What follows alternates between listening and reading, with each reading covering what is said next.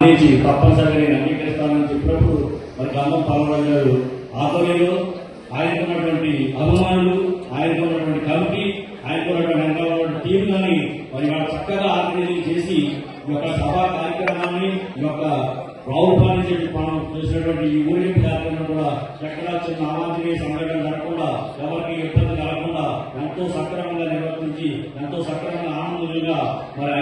Team లీడర్గా మొత్తం పల్లవరాజు చెప్పింది ఏదైతే ఉందో అది పూర్తిగా తప్పకుండా చేసినటువంటి పల్లవరాజు గారి నిర్వహణ కూడా పేరు పేరున ధన్యవాదాలు తెలియజేస్తాను.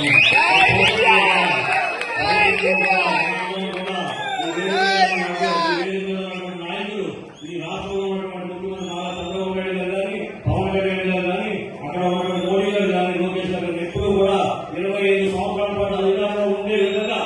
మనం అందరం కలిసి ప్రయాణం చేయాలని చెప్పేసి దాన్ని మన నాయకులు ఏవైతే మనం చెప్పారో మన సామా సతీష్ బాబు గారు కానీ, ఆనందరావు గారు కానీ, మరి సుభాష్ గారు కానీ, అలాగే రామబాబు గారు కానీ, శోభబాబు గారు కానీ, పెద్ద సత్యానందరావు గారు ఉన్నటువంటి పెద్దలందరూ కూడా ఏమైతే మనకు చెప్పారో పల్లవరాజు గారు మనందరూ ఏం చెప్పినా మనం ఎప్పుడు పట్టుబడి ఉండే విధంగా మనం ముందుకు వెళ్ళి మన సానా సతీష్ బాబు గారు ఇంకా అత్యున్నతమైనటువంటి స్థానానికి వెళ్ళి చంద్రబాబు నాయుడు గారి దృష్టిలో కానీ, మోడీ గారి దృష్టిలో కానీ ఆయన చాలా ఇప్పటికే చాలా ముందుకెళ్ళినటువంటి వ్యక్తి. భవిష్యత్తులో ఇంకా ఆయన యొక్క ముందుకు వెళ్ళే విధంగా మన అందరం కలిసికట్టుగా ఒక టీమ్